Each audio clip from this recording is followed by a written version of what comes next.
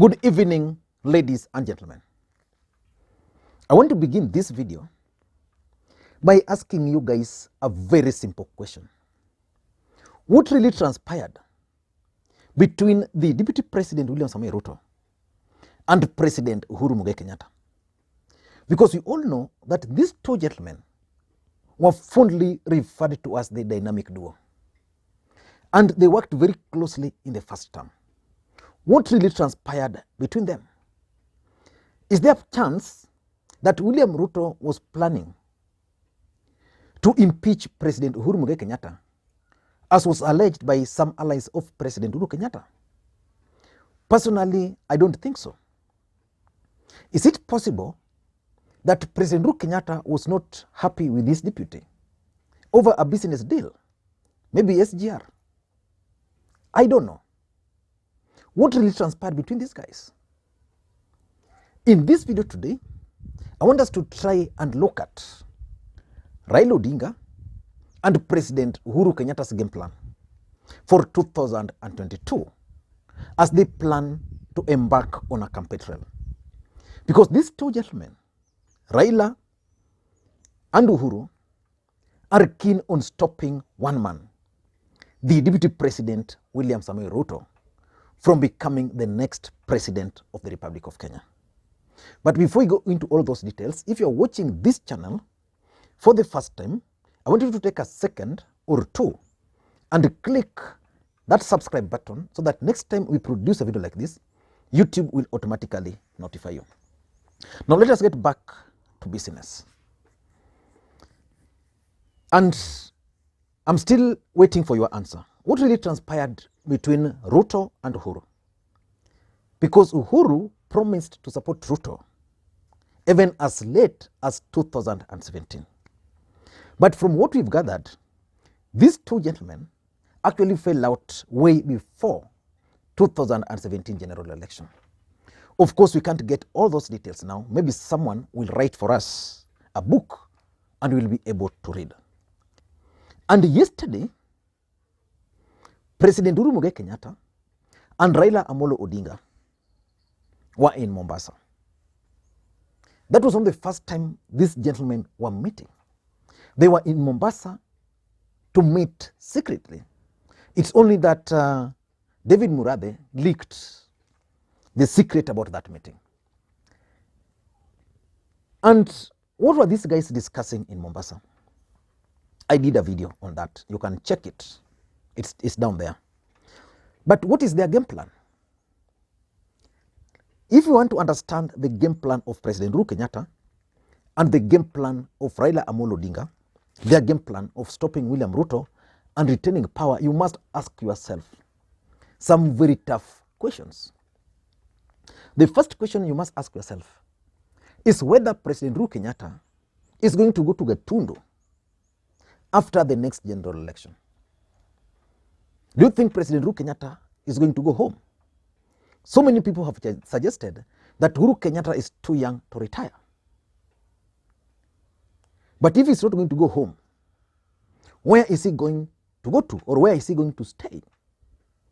So you must ask yourself that question. The second question you must ask yourself, if you really want to understand the game plan of these guys, is whether Raila Odinga will be on the ballot in 2022, or whether Raila Odinga and President Uhuru Kenyatta will go home together but support a compromise candidate. The answer to that is already out there. Raila Odinga is going to run for the presidency in 2022. So which answers our questions? Uhuru Kenyatta is not going to go home. Raila Odinga is going to run for the presidency in 2022. Now, we want to understand this game plan.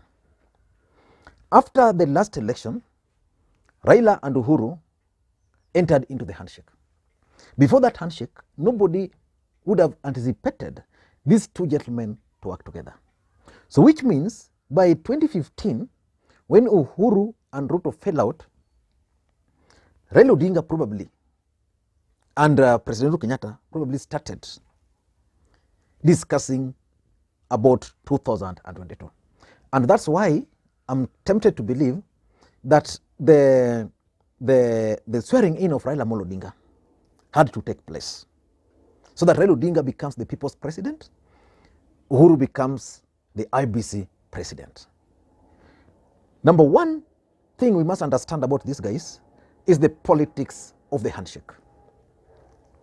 Why was the handshake initiated in the first place? In my view, the handshake, which the deputy president opposed, and he was right to oppose it, was actually intended to block him, to block the DP. This handshake, ideally, it was supposed to achieve the unity of the country. So far, I don't think it has achieved it that much. But politically speaking, Uhuru and Raila have achieved whatever they wanted. Uhuru Kenyatta wanted a situation where he can be embraced in the larger Nyanza province, to be precise, or the Luo Nyanza. Raila Odinga also wanted a situation where at least he can be embraced in the larger Mount Kenya region. That has not happened. But the president, from all indications, is going to go outside there to start selling Raila Odinga.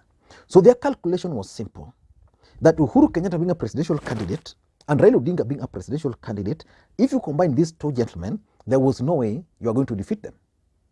But there was a gentleman, William Ruto, who studied them and decided that I'm not going to leave you or watch you go away with the Kikuyu votes.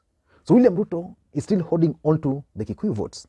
But their plan was that the handshake was going to be embraced both by the Kikuyus and by the Luos. And once that was done, then that force, in fact, Uhuru, if Uhuru was controlling Central and Raila controlling his stronghold today, that would have been the end of any other politician.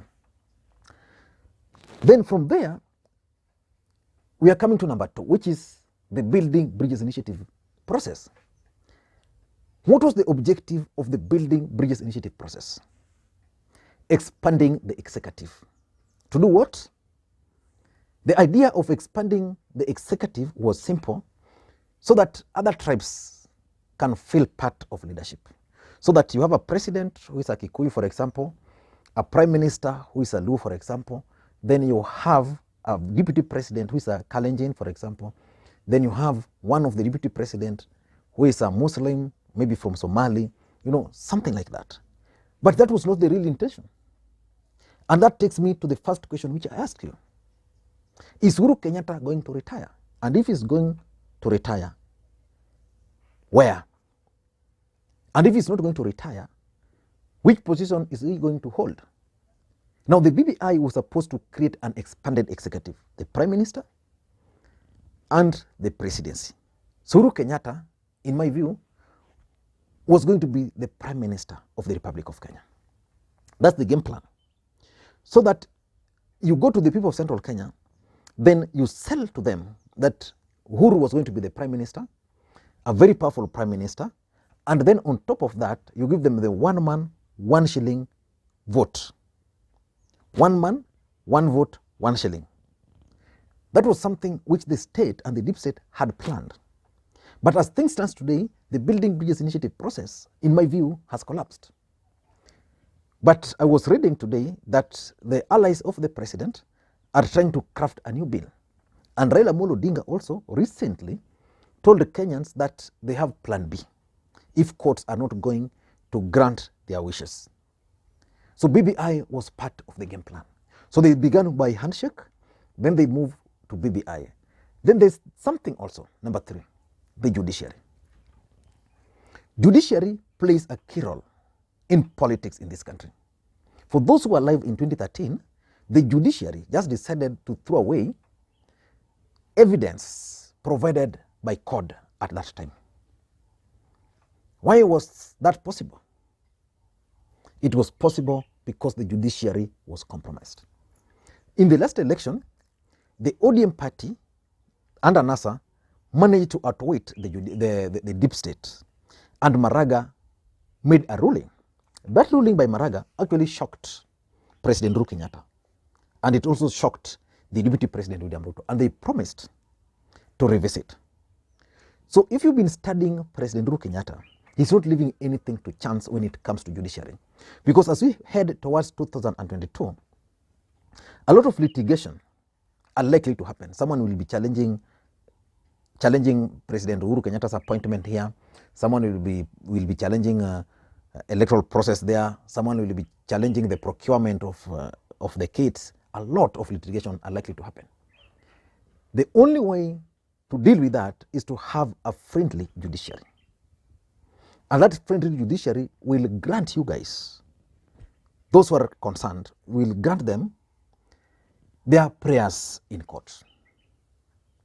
And we witnessed the Chief Justice. We have Martha Koome. I believe she's going to be impartial, but the truth is, even Jesus Christ realized that people are not impartial. And even a pope, if you give pope a ballot to cast, he will definitely have a preference. So they must get someone who is friendly. Then we go to number 4, which is the fourth game plan, is the IBC. President Uhuru Kenyatta, after meeting with Raila Odinga yesterday, appointed 4 new commissioners to serve at IBC. That's great. Why was that happening? That's happening because there's a strong feeling within the political circles that IBC, as currently constituted, is actually serving the interest of the Deputy President William Samoei Ruto. That's the reality. That as Kenyans were going to the polls in 2017, the Deputy President went ahead of everybody and placed his people strategically for the purposes of 2022. President Uhuru Kenyatta realized this late, and now they are dealing with the issue of the IBC. So far we have, how many commissioners remaining? 2 or 3. So we are going to add 4. These 4 are friendly to President Uhuru Kenyatta and friendly to Raila Odinga. That's the honest truth. If you go and study the list, there's a name of a Kalenjin there. Someone was telling me, we are fronted na Gideon. So basically IBC. And IBC is the guy who is going to count the votes. So votes never count in this country. The people who count are the people who count the votes. So IBC is now being sorted. So as long as they have the 4 who are going to make the majority, they just need to convince one of the remaining commissioners to side with them.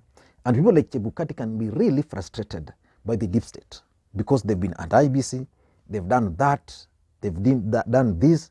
So it's going to be very easy to deal with them. So they've fixed the IBC. Then we go to number 5, the formation of a super alliance, what is called the tyranny of numbers. The truth of the matter is that the Deputy President William Ruto has managed so far to outwit most of these guys. All plans and their schemes have been thwarted by the DP. So the tyranny of numbers of Kikuyus and Luos are not adding up. So which means they have to look for a super alliance. And in their calculations, they are realizing that Mudavadi is difficult, Kalonzo may be difficult. So what's the way forward? Allow these 2 gentlemen to run for the presidency so that they can mobilize their regions around them or behind them. Kalonzo will do in Ukambani so that those votes don't go to Ruto. Mudavadi will do the other side so that those who are not comfortable with Raila Odinga don't go to Tanga. Then after that, a rerun is likely to be occasioned because as long as Kalonzo, Mudavadi, Raila and Ruto are running, definitely we are going to have a runoff. So after the runoff, at that particular runoff is when now these guys will be told to endorse Raila Odinga, and it's going to be very easy for them. Just sell the age. By that time, Raila Odinga would have added maybe another year. So it's going to be old. And the third thing they are doing is development record. And that's why William Ruto is very keen on portraying President Uhuru Kenyatta as someone who has failed. Uhuru, for those who've been keenly following of late, has been trying to poke holes into William Ruto's policies, whether it's the right guy to run the country. So far what they are doing, they are trying to complete projects. President Uhuru Kenyatta is going to counties launching projects, going to counties, launching projects, completing projects. The idea is that after those are done, then those regions will feel that the Jubilee government has failed. Has succeeded. But that credit will go to who? It will go to none other than President Uhuru Kenyatta, and they'll claim that majority of those money were actually saved from the proceeds of corruption. And the president has been trying so hard to make Ruto appear as the most corrupt. And lastly, it's about the tribal dominance. That's a card which is going to be played. Anybody who's studied Ruto of late, he's been very clear on one thing, that they've managed to change the narrative to an economic narrative. I don't know, yeah?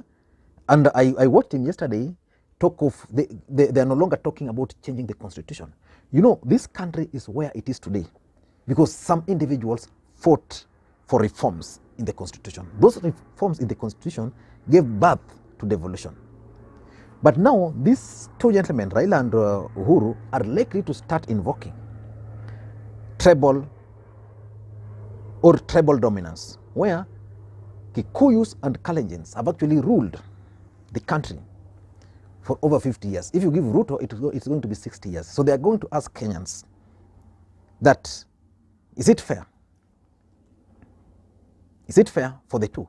So Ruto is also coming in the counter to that the country has actually not been ruled by two tribes. It has been ruled by 2 or 3 or 4 families. Let us wait and see how all these are going to unfold. But in my view, those are President Uhuru Kenyatta and Raila Odinga's game plan as they surge towards 2022. I don't know what you think. It's around 5:30 this side. It's Friday, so I want to leave. Yeah, and maybe tomorrow I want to go and have some cold water somewhere in a relaxed environment and listen to people. Okay? Thank you guys, and please, may you have a good day. Advise me on the content you want me to create next tomorrow. Thank you guys, and may you have a good day. Bye bye. Look imekuwaje leo? By the way, today I'm outside. I'm actually outside our compound. So I think this place is okay. There's the wall here. Yeah, this is my door. But I prefer this wall, but now because of the lighting, I can't sit straight. Let me try. Yeah, it's not very clear right away. This way. So that's why I tilted it a bit. So most of the time nowadays I'll be recording from here because I can see it's good. Maybe because it's black and white, not reflecting much. Thank you. Have a good day.